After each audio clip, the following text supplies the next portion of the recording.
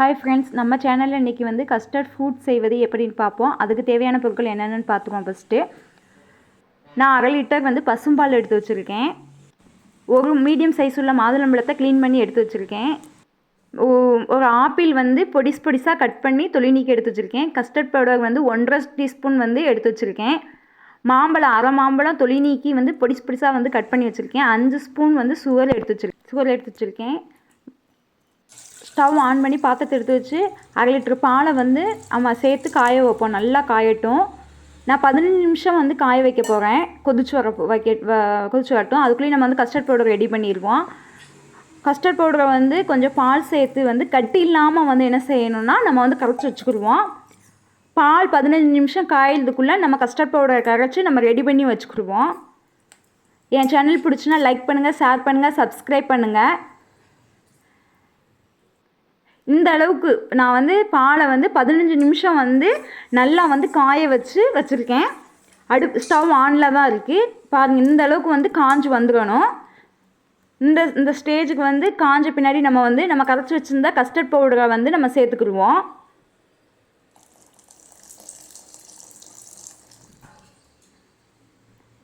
Custard powder சேர்த்த பின்னாடி வந்து நல்லா நம்ம வந்து ஸ்பூன் போட்டு பாலோடு வந்து கஸ்டர்ட் பவுடர் வந்து சேர்ந்து வர அளவுக்கு வந்து நல்லா வந்து கலக்கி விட்டுக்கிடுவோம். ஏன்னா இல்லாட்ட வந்து கட்டியாக ஆயிரும். நம்ம வந்து நல்லா ஸ்பூன் போட்டு நல்லா கலக்கி விட்டுக்கிடுவோம். இது வந்து கஸ்டர்ட் பவுடர் சேர்த்து 5 நிமிஷம் வந்து அடுப்பு ஆனில் வந்து வச்சுருக்கணும். அதுக்கு பின்னாடி வந்து கஸ்டர்ட் பவுடர் சேர்த்து 5 நிமிஷத்துக்கு பின்னாடி வந்து ஒயிட் சுகர் வந்து நம்ம சேர்த்துக்கிடுவோம். ஒயிட் சுகர் சேர்த்து நல்லா கலந்து விட்டுக்கோங்க.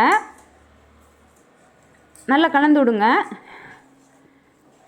ஒயிட் சுகர் சேர்த்து ஒரு 5 நிமிஷம் வந்து ஸ்டவ் ஆன்லேயே இருக்கட்டும். இந்த லெவலில் வந்து நம்ம என்ன செய்யணும்னா ஆஃப் பண்ணிடுவோம்.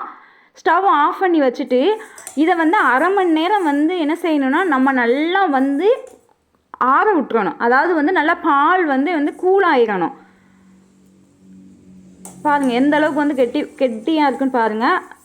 இந்த ஸ்டேஜை வந்து நான் ஆஃப் பண்ணி 1/2 மணி நேரம் வச்சுருக்கேன். 1/2 மணி நேரத்துக்கு பின்னாடி வந்து பார்த்தோம்னா இப்படி ஆடை இருக்கும். எங்கள் பாப்பாவுக்கு வந்து ஆடை பிடிக்காது. நான் எடுத்து வச்சுக்கிறேன். உங்கள் குழந்தைகளுக்கு ஆடை பிடிச்சிச்சுன்னா அதை சேர்த்துக்கோங்க. இதை வந்து நம்ம வேறு ஒரு பவுலுக்கு மாற்றிக்கிடுவோம். நல்லா ஆறிடுச்சு. என்னுடைய கஸ்டர்ட் பால் நல்லாவே ஆறிடுச்சு.